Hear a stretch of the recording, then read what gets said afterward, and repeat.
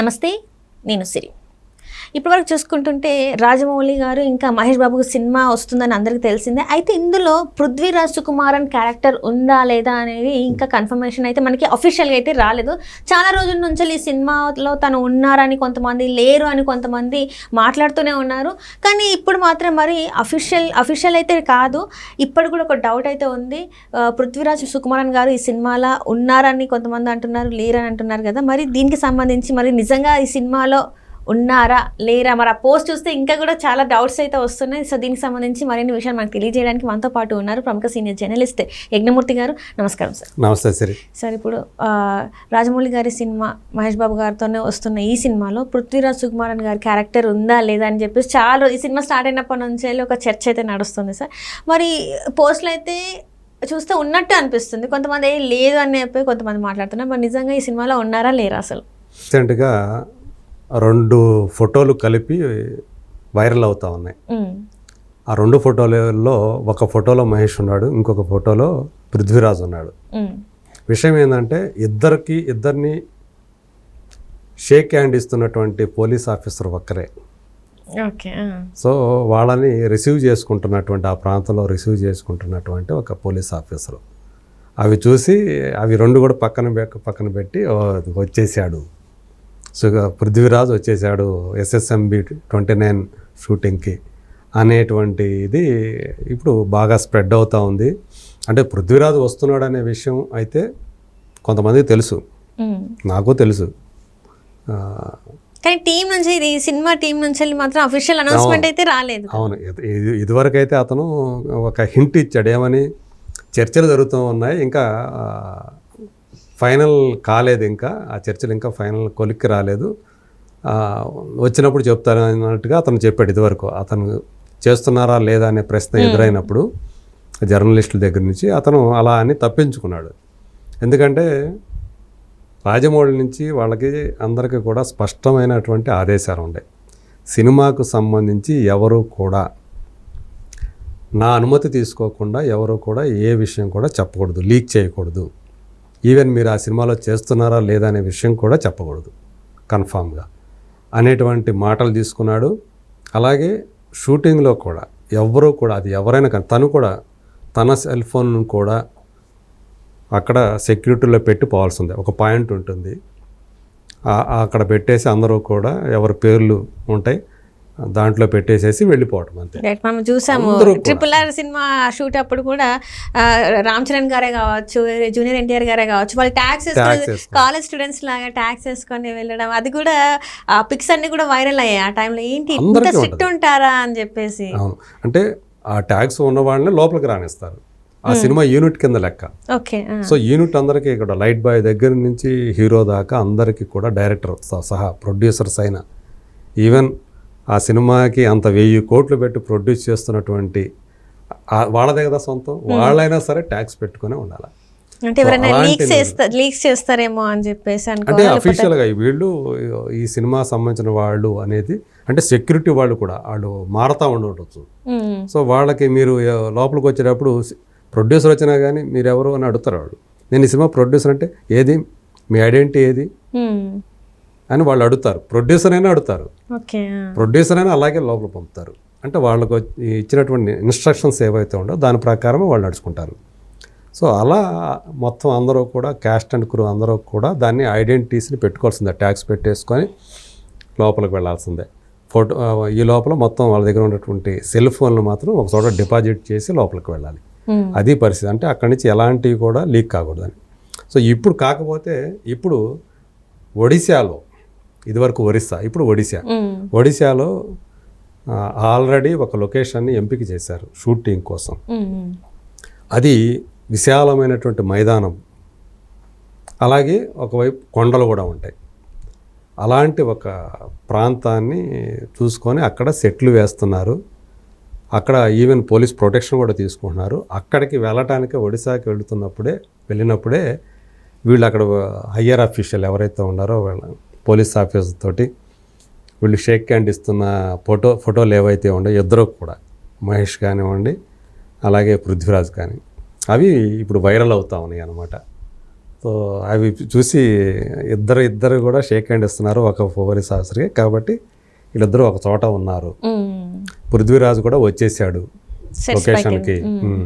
Already Priyanka Chopra కూడా ఇక్కడే ఉంది. సో ఇప్పుడు దాకా ఏంటంటే మహేష్ బాబు, ప్రియాంక చోప్రా మరి కొంతమంది ఆర్టిస్టులతోటి సీన్లు చేశారు అల్యూమినియం ఫ్యాక్టరీలో. ఇప్పుడు షిఫ్ట్ అవుతున్నారు ఒడిశాకి. సో అక్కడ నెక్స్ట్ షూటింగ్ అనేది జరపబోతున్నారు. రీసెంట్గా పృథ్వీరాజు కూడా ఒక పోస్ట్ పెట్టాడు. నేను అంటే మలయాళంలో తను చేస్తున్నటువంటి సినిమా నుంచి అది అయిపోయింది మొత్తం కూడా. ఇప్పుడు నాది కానీ ఒక భాషలో సుదీర్ఘకాలం పనిచేయడానికి వెళుతున్నాను. దాంట్లో చాలా నాకు సుదీర్ఘమైనటువంటి సంభాషణలు ఉన్నాయి, సన్నివేశాలు ఉన్నాయి. సో ఎలా ఉంటుందో చూడాలి అని చెప్పేసి అతను చేశాడు. కాకపోతే అందులో క్లీన్ షేవ్ చేసుకొని ఉన్నాడు. వెనక బ్యాక్డ్రాప్లో జాతరలో వేసుకునేటువంటి డ్రెస్సులు, మన కల్చర్కి సంబంధించి అలాంటి ఒక డ్రెస్సులు వేసుకున్నటువంటి వాళ్ళు కనిపిస్తూ ఉన్నారు.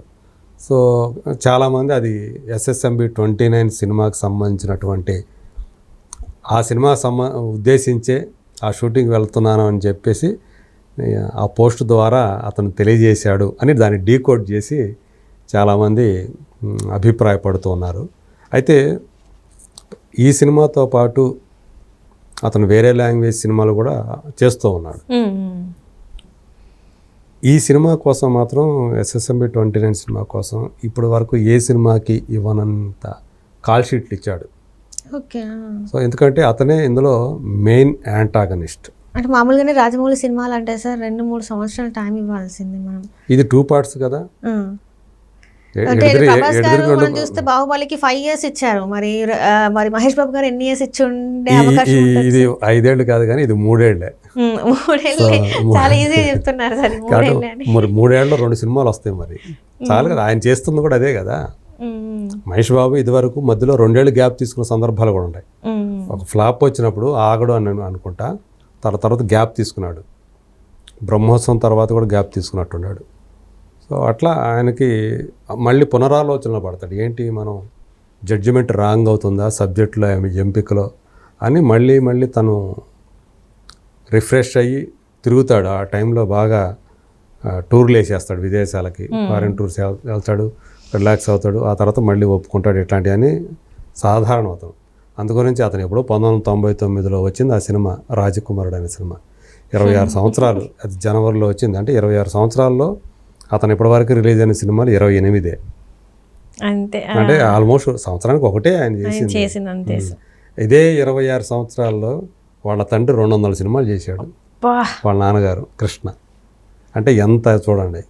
అంటే కృష్ణ గారు ఆయన సందర్భం వచ్చింది కాబట్టి ఆయన వల్ల ఆయన సినిమాలు దాటి తట్టుకోలేక, ఎందుకంటే సినిమాలు అన్నీ ప్రొడ్యూస్ అవుతున్నాయి ఆయన దగ్గర నుంచి. కాబట్టి కొత్తగా థియేటర్లు వెలిసాయి ఆయన సినిమాలు ఆడటానికి. ఆయన సినిమా మీద ఆయన సినిమానే పోటీ పడిన సందర్భాలు కూడా ఉన్నాయి. మరి 200 సినిమాలు అంటే మామూలు విషయం కాదు. హైయెస్ట్ ఏ స్టార్ హీరో కూడా ఒక్క సంవత్సరంలో 18 సినిమాలు రిలీజ్ అయ్యాయి.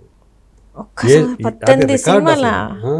18 సినిమాలు. అసలు ఎట్లా ఇచ్చే అంత టైం ఎట్లా స్పెండ్ చేసేవాళ్ళు సార్? అసలు అంటే ఒకే నెలలో 2 సినిమాలు 3 సినిమాలు రిలీజ్ అయ్యాయి. ఒకే నెలలో 2 సినిమాలు 3 సినిమాలు.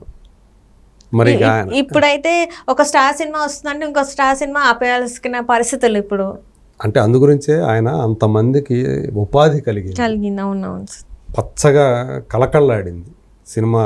ఆయన పేరు అందుకనే కృష్ణ గారి పేరు చెప్పుకొని ఎంతమంది బతికిపోయారో ఆ రోజుల్లో. మరి ఆల్మోస్ట్ 350 సినిమాలు చేశాడు ఆయన తన కెరీర్ మొత్తం మీద. 3 షిఫ్ట్లు పనిచేయటం వల్లే బహుశా ఆయన అంత కష్టపడ్డాడు. తర్వాత కాలంలో చివరి దశలో కొంచెం ఇబ్బంది పడ్డాడు అనారోగ్యంతో. అవన్నీ ఎఫెక్ట్ చూపిస్తాయి కదా. అంటే తన శరీరం చెప్పేదాన్ని దాటి, పరిధిని దాటి ఆయన పనిచేశాడు. నిద్రపోయే టైం ఉండేది కాదు. అసలు నిద్రపోయే టైం లేదు. ఆయన షూటింగ్ టైంలో కాస్త అదే నిద్ర వస్తున్నట్టు పడుకుంటే ఆ సీన్లు కూడా ఆయన పడుకున్న సీన్లు పడుకుంటే దాన్ని కూడా షూట్ చేసి సినిమాల్లో వాడుకున్నారు. అలాంటి పరిస్థితి. అంటే అతను నిర్మాతల పాలిట వరం అంటారు. అందుగురించే ఎవరిని ఆయన ఎప్పుడు డబ్బులు డిమాండ్ చేయాలి, డిమాండ్ చేయాలి అసలు. ఇష్టమైన సినిమాలు తీసుకొచ్చింది, కౌబాయ్ సినిమాలు ఇవన్నీ తీసుకొచ్చింది కూడా అవును, కృష్ణ గారే. టెక్నికల్గా తెలుగు సినిమాని ఒక రేంజ్కి తీసుకెళ్ళినటువంటి పర్సన్ అతను. ఈస్ట్మన్ కలర్లనే కానివ్వండి, 70mm కానీ, సినిమా స్కోపులు కానివ్వండి, సౌండ్ సిస్టాలు, డాల్బీ సౌండ్ సిస్టాలు కానివ్వండి, ఇలాంటి అన్నిటినీ కూడా తెలుగు సినిమాకి, తెలుగు ప్రేక్షకు పరిచయం చేసినటువంటి యాక్టర్ అతను. ఒక ప్రొడ్యూసరు, ఒక డైరెక్టరు, ఎన్ని కోణాలు ఆయనలో. ఒక ఎడిటర్, తను ఎడిటింగ్ కూడా చేస్తాడు ఆయన. సో అలాంటి మరి ఈయన చూస్తేనే, కొడుకు చూస్తేనేమో ఇంత తక్కువ అంటే ఇప్పుడు పరిస్థితులు అలా ఉన్నాయని చెప్తూ ఉన్నారు. సరే, మనం ఎక్కడికో వెళ్ళిపోయాం. సో ఏదేమైనా ఇప్పుడైతే పృథ్వీరాజ్ సుకుమారన్ వచ్చాడు. తను చాలా మంచి యాక్టర్ అనే విషయం అందరికీ తెలిసిందే. సో అతను అంటే సలార్తో మనకి అందరికీ కూడా, తెలుగు ఆడియన్స్ అందరికి కూడా పరిచయం అయ్యాడు. సో స్నేహితులుగా ప్రభాస్ తను స్నేహితులుగా కనిపించారు. సో ఇందులో సలార్ క్యారెక్టర్తో పోలిక లేదు, కానీ అది ఎందుకు పనికిరాదు ఇందులో, ఎందుకంటే antagonist villain. So Mahesh Babu తోటి అతను ఎలా పోటీ పడతాడు ఏంటి, ఇద్దరు టాప్ క్లాస్ యాక్టర్స్, స్టార్స్. మలయాళంలో తను స్టార్ యాక్టరు. సో చూడాలి. పైగా తను కూడా డైరెక్టరే. అతను అంటే లూసిఫర్ 2 తీశాడు, L2 అని చెప్పేసి మోహన్ లాల్ తోటి. మోహన్ లాల్ అంటే విపరీతమైనటువంటి అభిమానం. దానికి సంబంధించిన పనులన్నీ పూర్తి చేసి ఇంకా అప్పచెప్పేసి ప్రొడ్యూసర్స్కి ఇప్పుడు ఈ SSMB 29 రాజమౌళికి సరెండర్ అయిపోవడానికి వచ్చేసాడు అనమాట. తిన టైం ఎంత పట్టుద్దు మరి ఈ సినిమాకి, తన క్యారెక్టర్? వచ్చే సంవత్సరం ఫస్ట్ పార్ట్ వచ్చేస్తుంది, సెకండ్ హాఫ్లో 2026 సెకండ్ హాఫ్లో. మేబీ నేను కూడా దసరా పీరియడ్లో వచ్చే అవకాశాలు ఉన్నాయి అనుకుంటున్నాను ఇది.